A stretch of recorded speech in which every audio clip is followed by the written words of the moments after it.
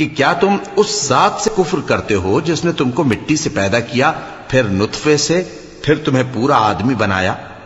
مگر میں تو یہ کہتا ہوں کہ اللہ ہی میرا پروردگار ہے، اور میں اپنے پروردگار کے ساتھ کسی کو شریک نہیں کرتا۔ اور جب تم اپنے باغ میں داخل ہوئے تو تم نے ما شاء اللہ لا قوت الا باللہ کیوں نہ کہا؟ اگر تم مجھے مال و اولاد میں اپنے سے کمتر دیکھتے ہو تو عجب نہیں کہ میرا پروردگار مجھے تمہارے باغ سے بہتر عطا فرمائے، اور تمہارے اس باغ پر آسمان سے آفت بھیج دے تو وہ صاف میدان ہو جائے، یا اس باغ کی نہر کا پانی گہرائی میں اتر جائے تو پھر تم اسے تلاش نہ کر سکو، اور اس کے میووں کو عذاب نے آ گھیرا اور وہ اپنی چھتریوں پر گر کر رہ گیا، تو جو مال اس نے اس پر خرچ کیا تھا اس پر حسرت سے ہاتھ ملنے لگا اور کہنے لگا کہ کاش میں اپنے پروردگار کے ساتھ کسی کو شریک نہ بناتا۔ اس وقت اللہ کے سوا کوئی جماعت اس کی مددگار نہ ہوئی اور نہ وہ بدلہ لے سکا۔ یہاں سے ثابت ہوا کہ حکومت سب اللہ کی ہے، جو معبود برحق ہے وہی بہترین ثواب عطا کرنے والا اور بہترین انجام لانے والا ہے۔ اور ان سے دنیا کی زندگی کی مثال بھی بیان کر دو کہ وہ ایسی ہے جیسے پانی جسے ہم نے آسمان سے برسایا تو اس کے ساتھ زمین کی پیداوار مل کر نکلی، پھر وہ چورا چورا ہو گئی کہ ہوائیں اسے اڑاتی پھرتی ہیں، اور اللہ تو ہر چیز پر قدرت رکھتا ہے۔ مال اور بیٹے تو دنیا کی زندگی کی رونق و زینت ہیں، اور نیکیاں جو باقی رہنے والی ہیں وہ ثواب کے لحاظ سے تمہارے پروردگار کے ہاں بہت اچھی اور امید کے لحاظ سے بہت بہتر ہیں۔ اور جس دن ہم پہاڑوں کو چلائیں گے اور تم زمین کو صاف میدان دیکھو گے اور ان لوگوں کو ہم جمع کر لیں گے تو ان میں سے کسی کو بھی نہیں چھوڑیں گے، اور سب تمہارے پروردگار کے سامنے صف باندھ کر لائے جائیں گے،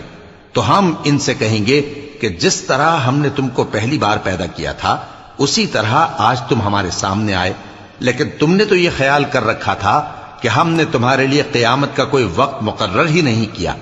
اور اعمال کی کتاب کھول کر رکھی جائے گی تو تم گناہگاروں کو دیکھو گے کہ جو کچھ اس میں لکھا ہوگا اس سے ڈر رہے ہوں گے،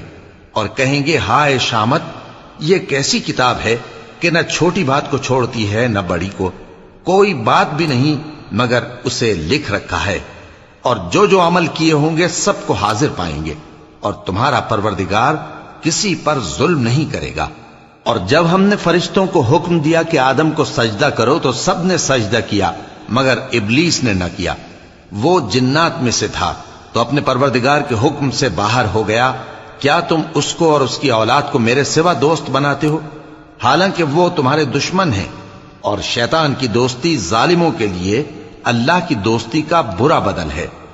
میں نے ان کو نہ تو آسمانوں اور زمین کے پیدا کرنے کے وقت بلایا تھا اور نہ خود ان کے پیدا کرنے کے وقت،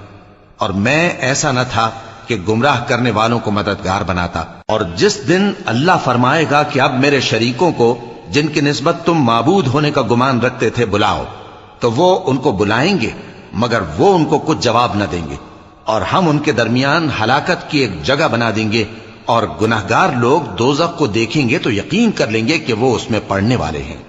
اور اس سے بچنے کا کوئی راستہ نہ پائیں گے۔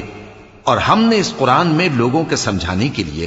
طرح طرح کی مثالیں بیان فرمائی ہیں، لیکن انسان سب چیزوں سے بڑھ کر جھگڑالو ہے، اور لوگوں کے پاس جب ہدایت آ گئی تو ان کو کس چیز نے منع کیا کہ ایمان لائیں اور اپنے پروردگار سے بخشش مانگیں، بجز اس کے کہ اس بات کے منتظر ہوں کہ انہیں بھی پہلوں کا سا معاملہ پیش آئے یا ان پر عذاب سامنے سے آ جائے۔ اور ہم جو پیغمبروں کو بھیجا کرتے ہیں تو صرف اس لیے کہ لوگوں کو اللہ کی نعمتوں کی خوشخبریاں سنائیں اور عذاب سے ڈرائیں، اور جو کافر ہیں